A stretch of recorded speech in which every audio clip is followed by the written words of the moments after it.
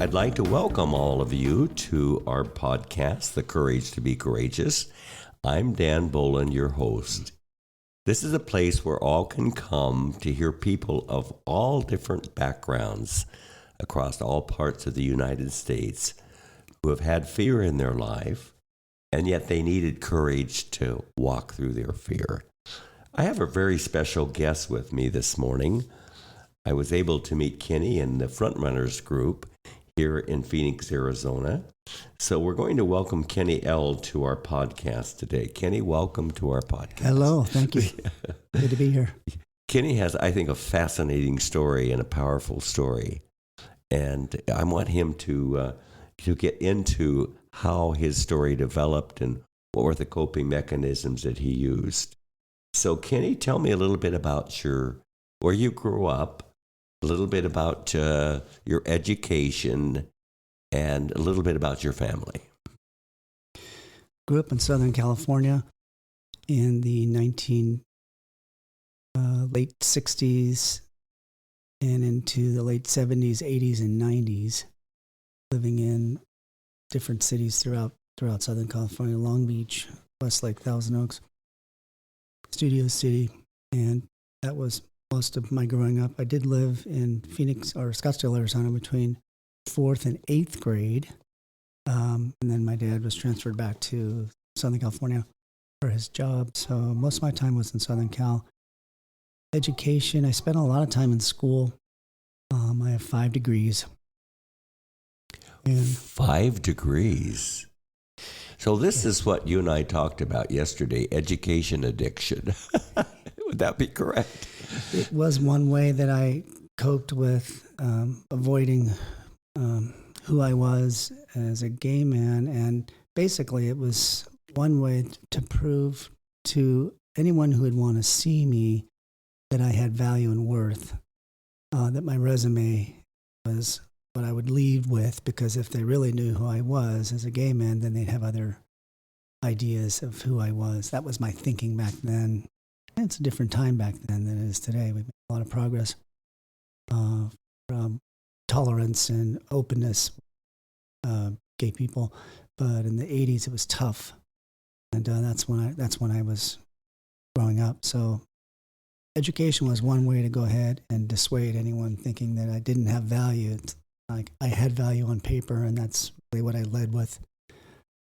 Interesting conversation. I mean, I so understand when you're not your authentic self, how you have to use some type of crutch or something. I used, of course, work addiction and religious addiction. So I totally understand, Kenny, where you're coming from. Now you were, you were the oldest boy, and then there were 3 sisters underneath you? Yes.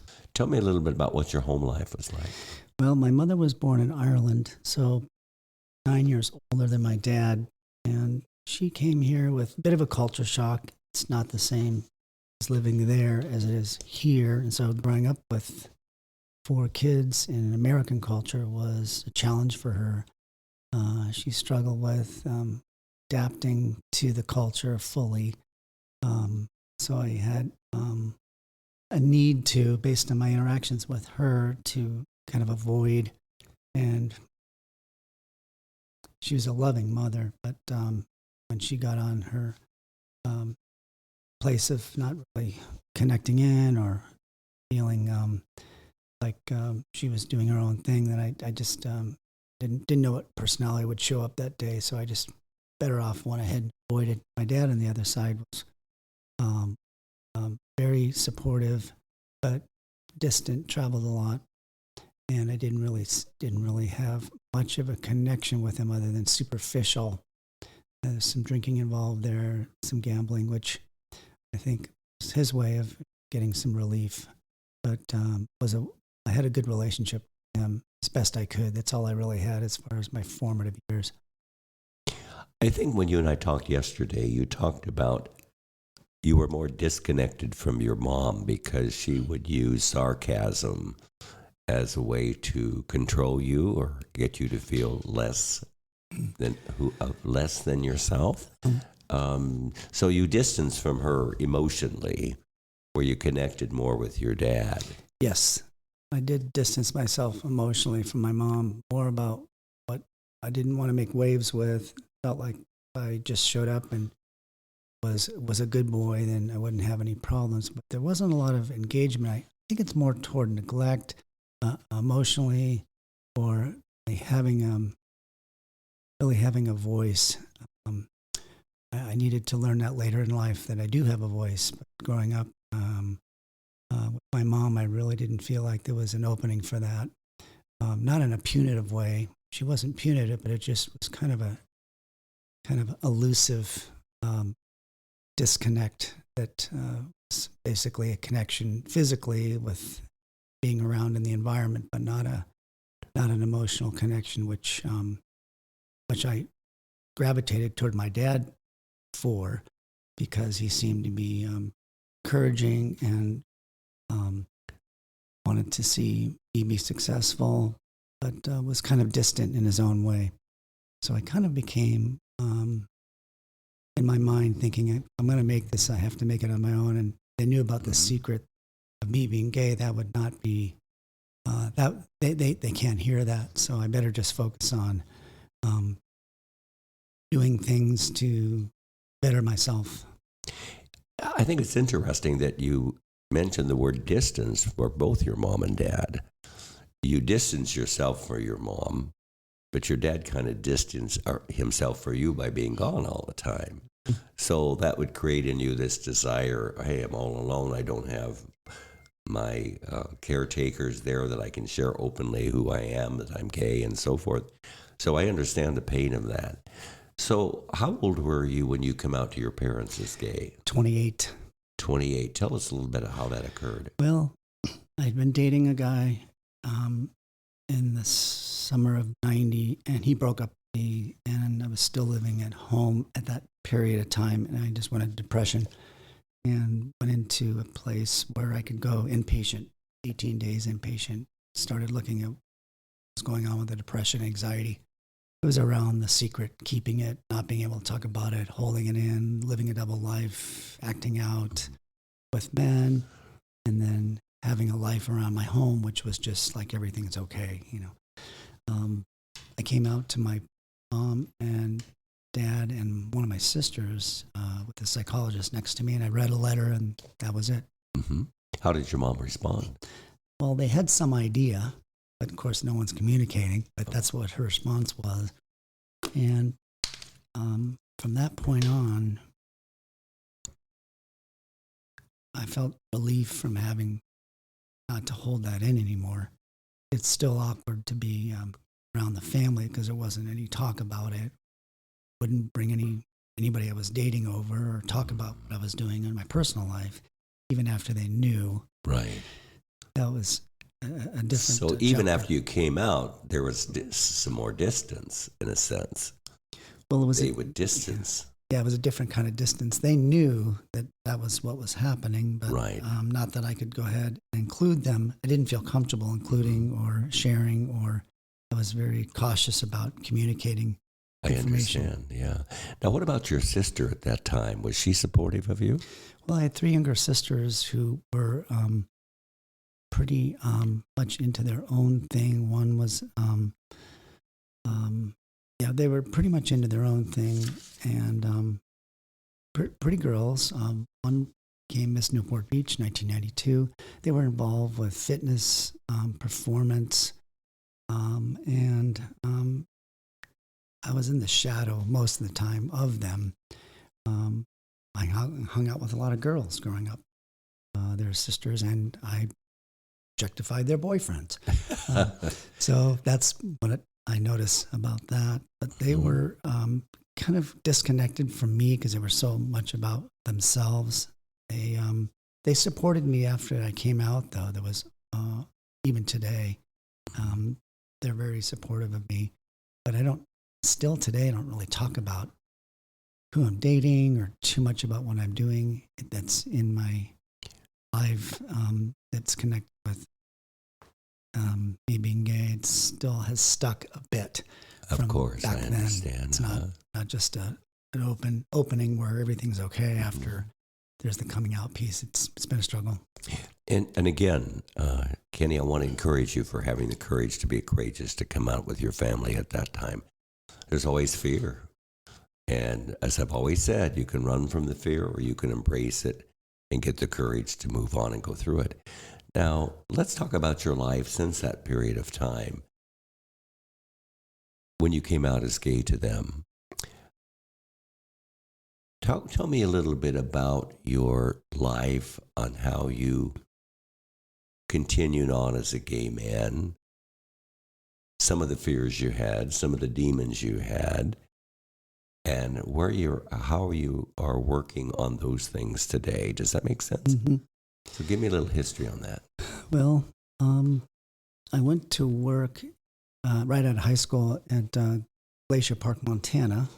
It's 1981, and I literally graduated high school and took a 42-hour bus ride from Los Angeles to Great Falls, Montana, and then up to Glacier Park, working there in the summer.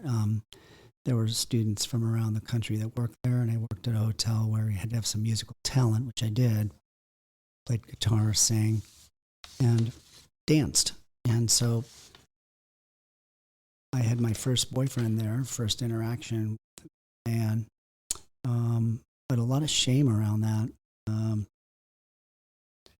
It's one thing for me to make stuff up in my mind about what that would be like, but then in the reality, it was like, oh my gosh, who is this person? Why am I doing this? So right, I was just a lot of internalized homophobia at that point, and that just as a carryover from growing up with the secret. Mm-hmm. Now I'm starting to act on it.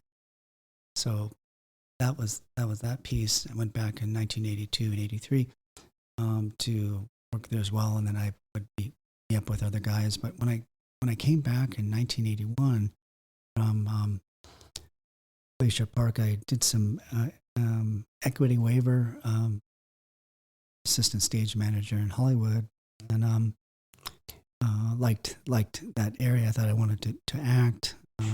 So. And I want to pause, Kenny, for a second, because I didn't know what that term meant, and explain that to readers that may not be familiar with that term. Well, there's unions around acting, and this was the 80s, so it could have changed today, be different today. But back then, equity waiver, an equity actor is somebody who had equity affiliation to a union. An equity waiver production would mean that actors could come in that were not equity union, but were talented, had a lot to contribute, but it just wasn't equity show. So this was an equity waiver production. It was actually Diary of Anne Frank with Jeffrey Lynn was the star, and somebody who did a lot of sitcoms in the 70s and 80s, an older gentleman. I was 19, 20, and he was probably in his 50s. 60s. So that was it was exciting to be there, but there were other distractions for me on that set and in and around the area, which would be other men that were looking to hook up sexually. Mm-hmm. I found that out and discovered it and got involved with just being with different partners in that capacity. It's interesting too, because I think you told me when you were in 7th grade you knew that you were gay. And you said it created some confusion for you and some shame for you and frustration. And then isolation. Tell us a little bit about that.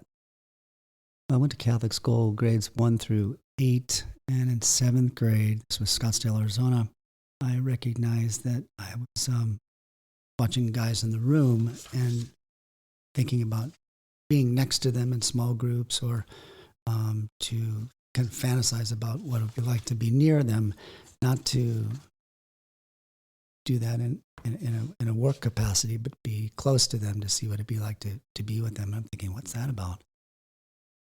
As a 7th grader, my sisters would bring home boyfriends, and I would start watching them and looking at them. I'm thinking, wow. And then fantasy came in and brought ideas in my mind, changing in the boys' room for PE class, that kind of thing. I was watching guys tried out for the baseball team. Not a very good baseball player, but I wanted to watch the catcher bend down to catch the balls. That was it. And so I thought, wow, okay, so I can't talk about this, and I better just go ahead and go forward and pretend like everything's okay, because this is confusing and makes me feel shame, and it's not what people are talking about, and I don't see any examples of this around. So something must be wrong.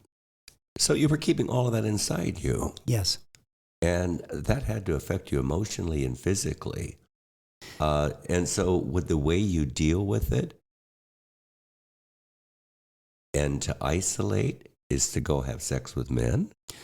Well, through grade school and high school, that wasn't happening. But after high school and Glacier Park and beyond, that's how I went ahead and coped with my desires and thoughts or whatever I was thinking up, and be able to hook up with men.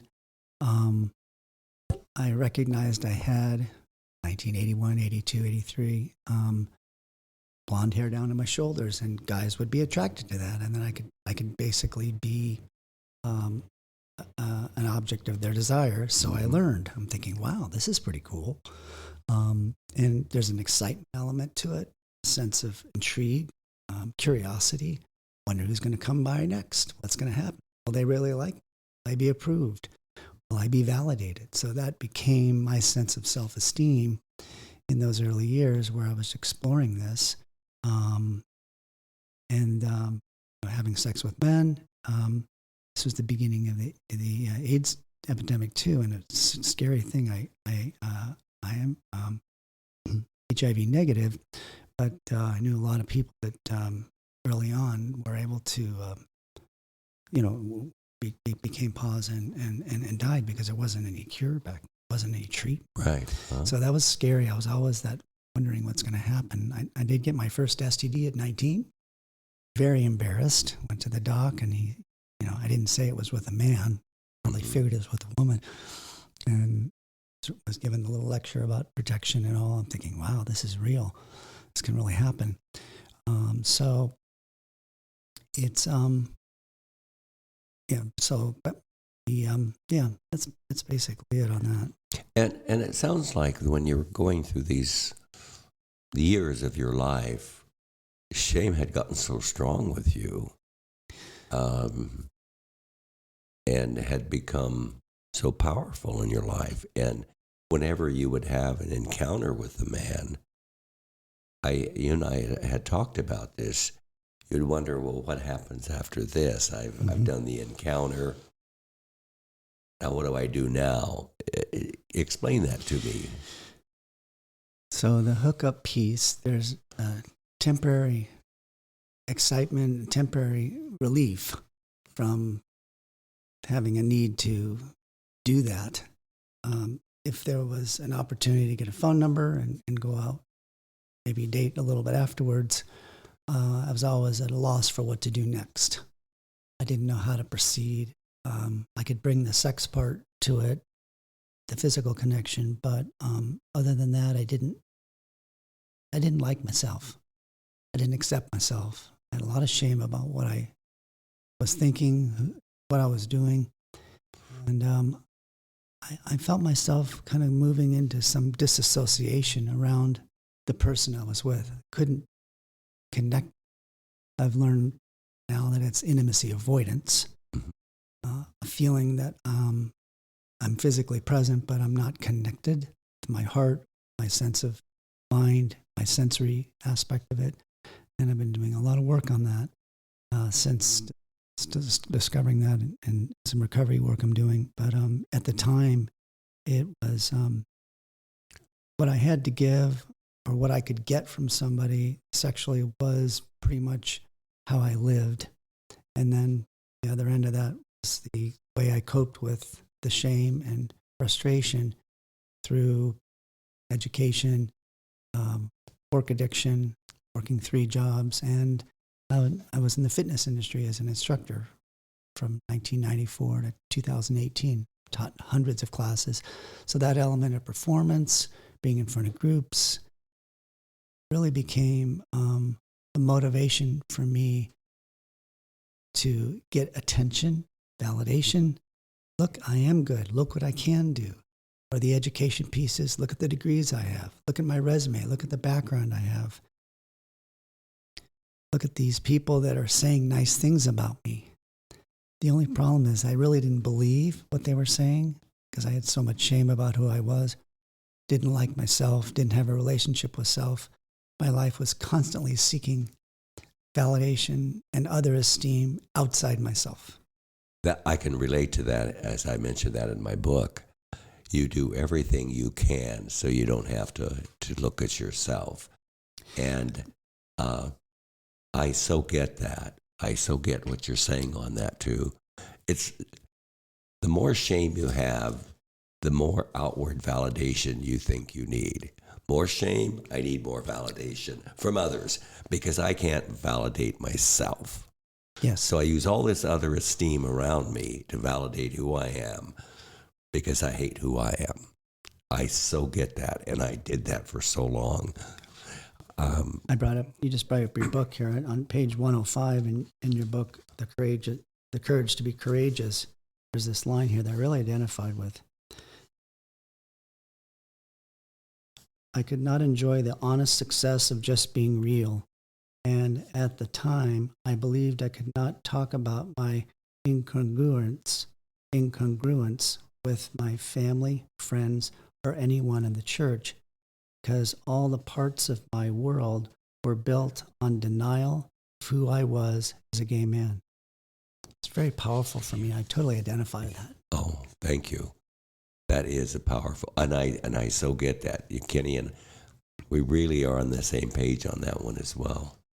I want to ask you too, there's kind of fast forwarding down till today. Kenny, I don't want to, may I tell your age? Kenny just turned 60, okay? And he looks incredible for 60, by the way. So you haven't been in a long-term relationship. You've had some that have been months. I think your longest has been maybe a year and a half. Why do you suppose that is? Is it that intimacy avoidance that you talked about? I didn't feel like I had much to contribute other than the sexual part. What I learned later, my recovery, a lot of people-pleasing, caretaking. I can identify with that as well. And for me, that's exhausting. Oh my gosh, yes, yeah. And that's really all I had to give, even though I had a lot to give, but I didn't believe I had much to give. And whatever I make up in my head, I like to think about. I have, among my degrees, I have one from MSU, which is a university of making stuff up. And I'm a summa cum laude. I'd be right up there with you, I'm sure. So the relationship piece has eluded me. People would say, are you dating anyone? Why aren't you dating anyone? I'd get that. And immediately I'd get the shame of, gosh, why aren't I dating anyone? I don't really have much to offer. I'd go down the laundry list of how I was less than, didn't have value, didn't have anything to contribute. And so I would buy that, make that stuff up, believe it, and then continue on with my work addiction, my education addiction, my fitness addiction, and then acting out. I'm in a couple of recovery programs right now, which caused me to recognize that behaviors I was doing are distractions and really denial and escape. And the SAA program, Sex Addicts Anonymous program, sobriety since May of 2022. It's acting out anonymously. And I've had sobriety from that. And that clarity of mind that's come with those months has caused me to really realize that I do have a lot to offer and that people really do like me. And I'm beginning to believe that's true. And because I see evidence of it. I'm more gentle in myself. I'm living in humility, giving grace to myself for my process, which is evolving. I'm giving grace to others. And, the acting out, and a lot of people use different addictions, whether it's drugs, with alcohol, and in the gay community too. Drugs are a huge problem. And it's all in the same category of escaping reality. And what I've found is that the only way out of this desperate sense of disconnect from self and sense of disconnect from me being a gay man is to go through the feelings. Got to feel the feelings and be with them. That's hard. And I so get that. That's why I say you can't run from the feelings. You can't run from the fear.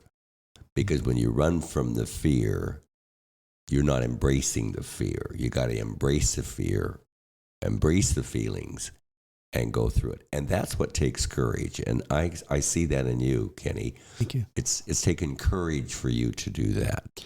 I'd like to just do one more quote from your book because it was very powerful. On page 106,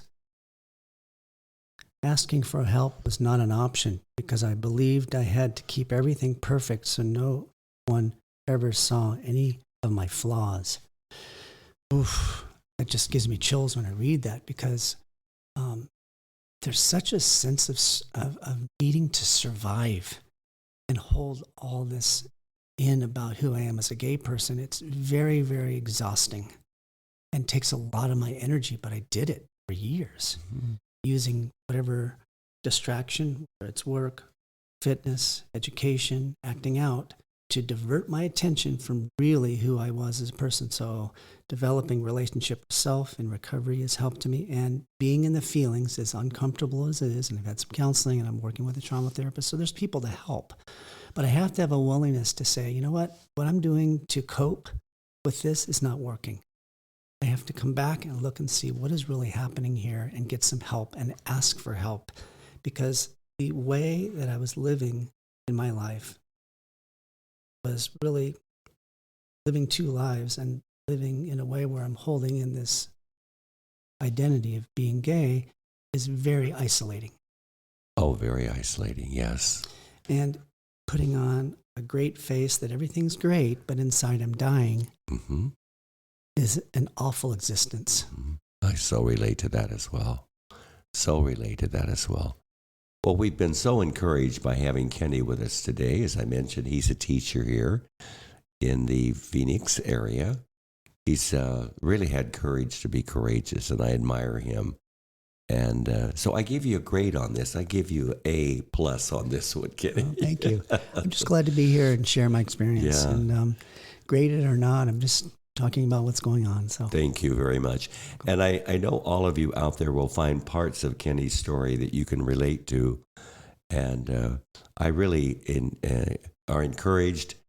So many of the things that Kenny has said has struck in my own life. And we have a lot of unique story, but we also have a lot of similar stories. So I want to thank Kenny for coming today. Thank you for your courage to be courageous. And we'll look forward to spending more time with you in the future. Thanks so much, Kenny. You're welcome. Thank you. Thanks for having me. You bet. Bye-bye. Bye.